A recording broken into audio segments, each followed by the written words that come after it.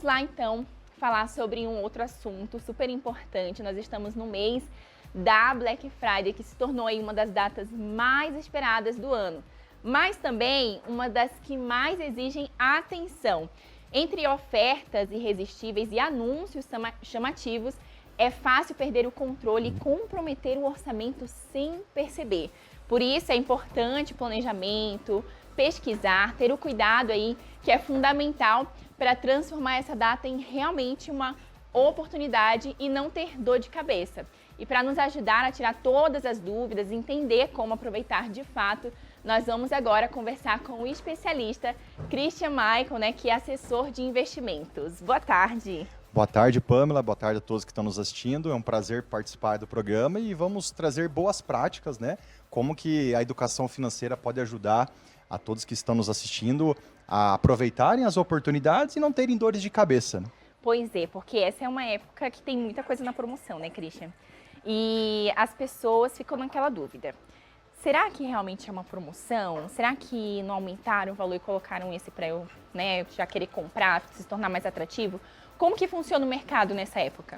Bom, com certeza existem muitos estímulos, né? Faz parte do jogo, a Black Friday é um movimento global, não é só aqui do Brasil.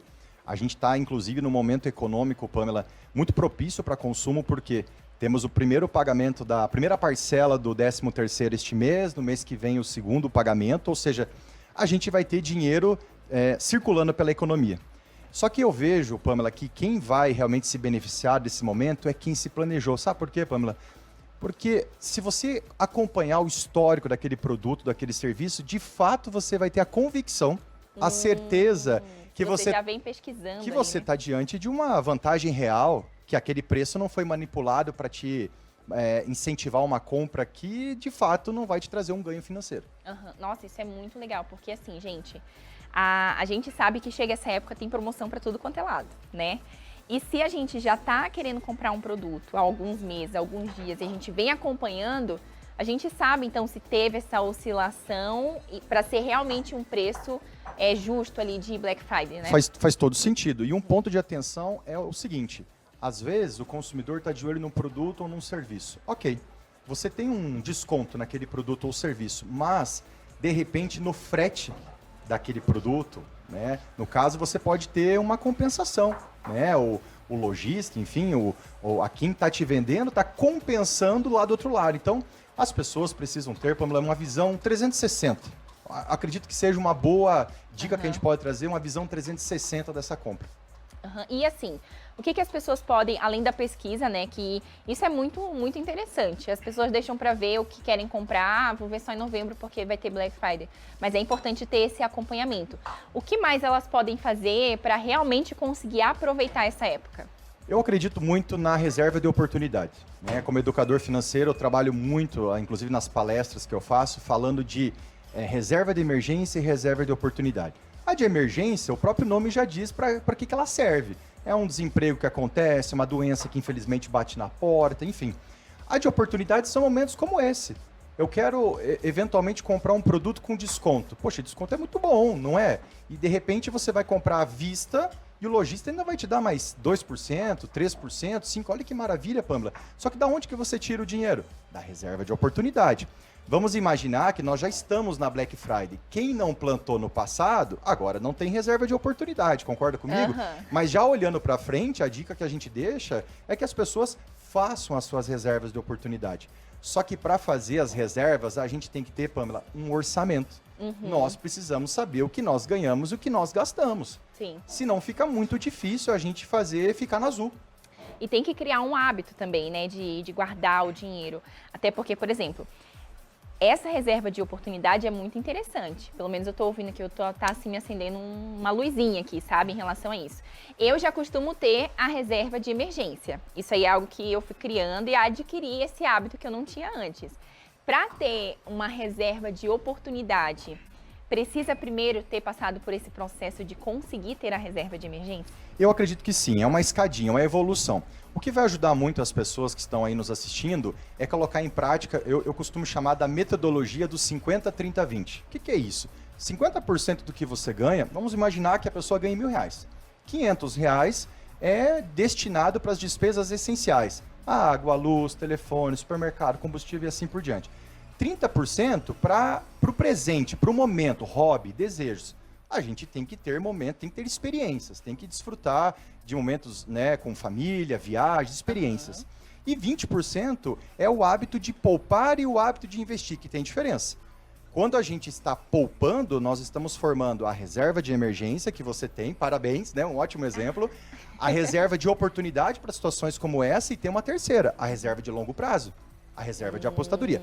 Para depois nós pensarmos em investimentos alternativos, como por exemplo, ações, fundos imobiliários, CDBs. E aí multiplicar o que Aí já é multiplicar tem ali, o patrimônio para objetivos diversos ali no futuro. Sim, até porque eu penso aqui comigo, né? Se uma pessoa, por exemplo, ainda não tem o hábito de guardar e quer ir, nossa, uma reserva de oportunidade, a primeira que aparecer já vai ficar zerado de novo a caixinha ali, né? É complicado. Tem que ter essa disciplina, né? O tamanho, inclusive, é uma pergunta que de repente pode estar passando aí na cabeça de quem está nos assistindo. Qual é o tamanho da reserva de oportunidade? Depende do teu sonho, do teu objetivo. Qual que é a tua meta? Agora, a reserva de emergência, já que entramos também nesse assunto, uma média Brasil, pelo menos 6 vezes as suas despesas mensais. Então, se a pessoa, né, o seu João, a dona Maria, tem 1.000 de despesa, pelo menos 6 mil reais é um valor aí, assim, interessante para você se proteger de algum imprevisto Que que vai venha. dar para socorrer ali em algum Com momento. certeza, pelo menos por um período de tempo. E aqui no Brasil, falando em Black Friday ainda, a gente tem esse período promocional dentro do mês de novembro especificamente, ou ele se estende aí por dezembro em alguns lugares? Tradicionalmente novembro, mas a gente vê que esse movimento ele vem se estendendo, até porque há tempos atrás, há alguns poucos anos, a Black Friday era só uma sexta, era só um sábado. A gente está alongando já para, de repente, 30 dias, 40 dias, 45, já emenda com o Natal. Sim. Como eu comentava no início aqui da entrevista, agora a gente vai ter o primeiro pagamento do 13º.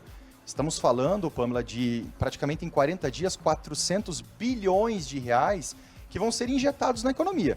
Uma boa parte certamente vai para a quitação de dívidas, né?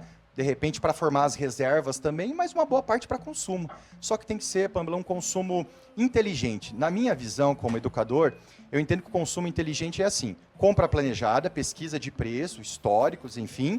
Eu tem que caber no meu orçamento, e para isso eu preciso ter um orçamento, eu preciso enxergar o que eu ganho e o que eu gasto, e tem que ter um propósito. Sabe por quê, Pamela? Senão vai virar a compra do desejo. A gente tem que ter uma diferenciação entre o que eu quero, né, que é um desejo, e o que eu preciso. Tem muita diferença. Eu preciso é prioridade, é necessidade. Se a gente conseguir listar isso, né, fazer um listão entre desejos e prioridades, necessidades, certamente a gente não vai errar. É verdade. Sabe que uma vez, faz muito tempo que eu vi, agora eu não sei se foi num filme, se foi num programa, que antes de você comprar alguma coisa, você se pergunta, eu preciso disso aqui? Nossa, isso me ajudou muito. É a regra das 24 horas, sabe como que é? Você passa lá, tá no shopping, passa numa loja bacana, gostou de uma roupa, você não entra e sai, vai embora. Se daqui 24 horas você voltar, é porque de fato você precisava. Agora, se você fez conta, repensou, pensou e de fato, não era aquilo mesmo, é porque de fato era um supérfluo, era algo não essencial. Era só uma vontade. Era só uma vontade, um né? capricho, né? E a gente sabe que, olhando para a economia como um todo, nós estamos num cenário assim muito desafiador. Temos mais de 70 milhões de brasileiros inadimplentes. De cada 10, 3 estão. Então, quanto mais nós consumirmos de maneira equivocada, né, não cumprindo ali o manual da educação financeira, mais a tendência é que a gente se endivide ali na frente. Uma empolgação de compra pode virar um endividamento muito grande no futuro. E problema, né? Um efeito bola de neve, que para sair depois, né, vamos olhar, por exemplo, para o cartão de crédito. A gente sabe hoje que a grande maioria das pessoas que está em atraso, né, nos órgãos, né, de protetivos é por causa do cartão. E aí entra uma dica extremamente importante. A gente não tem que fazer compra olhando para o limite do cartão, é para o nosso orçamento. Vamos colocar isso em números. Se eu fiz conta em novembro e vi que tem espaço para fazer uma compra no cartão para dezembro de R$300 e o meu limite é 1.000, eu não posso consumir mais do que 300 no meu cartão, porque automaticamente vai me faltar no outro mês. Então eu tenho que olhar sempre, Pamela, para o meu orçamento. E aí vale a regra de ouro. Christian, não sou adepto à tecnologia. Folha de caderno.